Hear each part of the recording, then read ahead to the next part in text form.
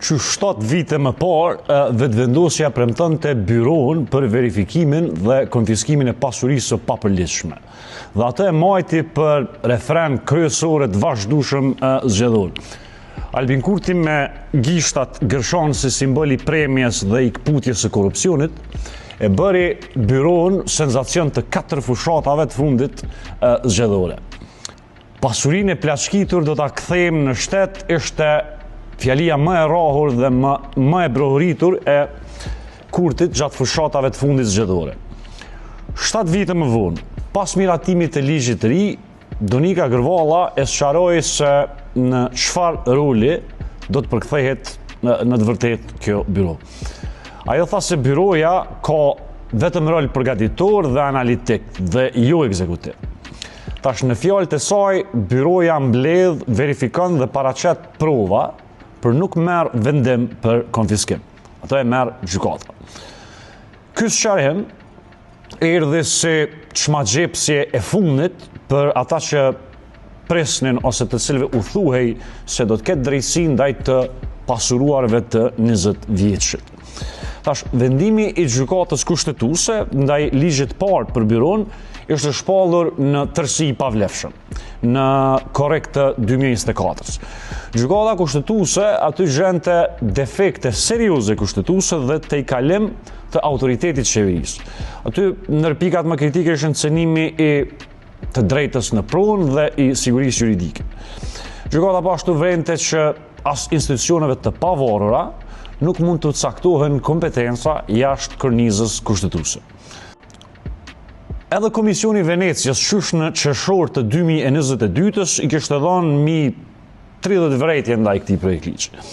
Tash, ndonë se Komisioni e pranonte nevojën për luftimin e korrupsionit sistematik, ajo ngriste pikpyetje serioze mbi mekanizmin e propozuar dhe një prej shqetësimeve kryesore ishte struktura e emërimit të drejtorit përgjithshëm, gjë që vlerësoi se e politizuar në shkallë të lartë.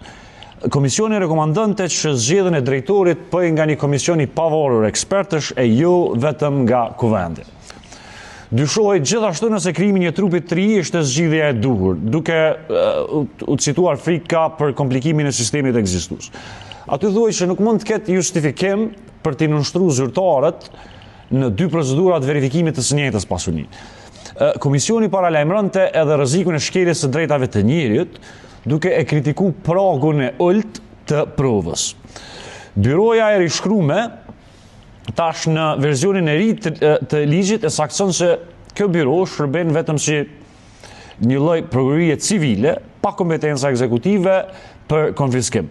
Aty roli i gjykatës është qendror edhe i paevitueshëm.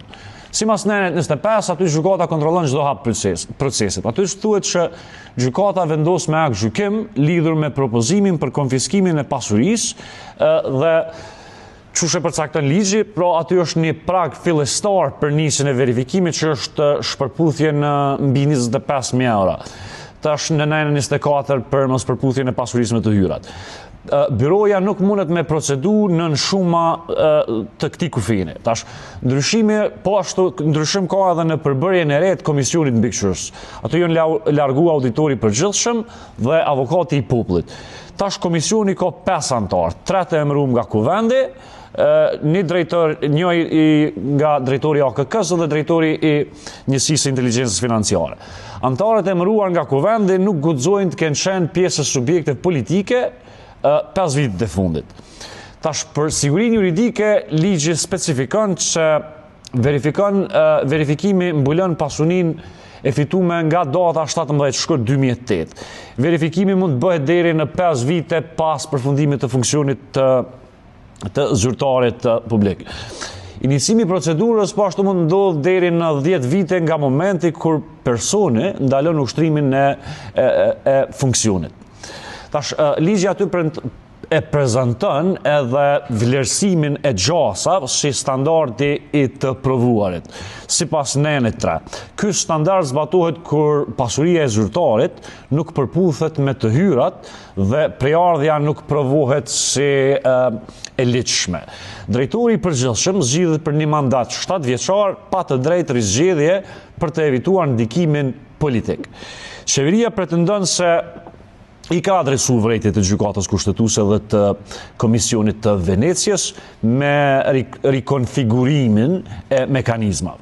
Gërvalla këta e ka quajtur krejtësisht një proces civil të kontrolluar plotësisht nga gjykata ku sipas saj byroja ka vetëm rol analitik.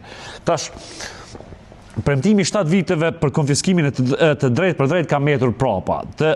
Tash roli kryesor sipas vetvendosjes bie mbi gjykatën dhe jo byron.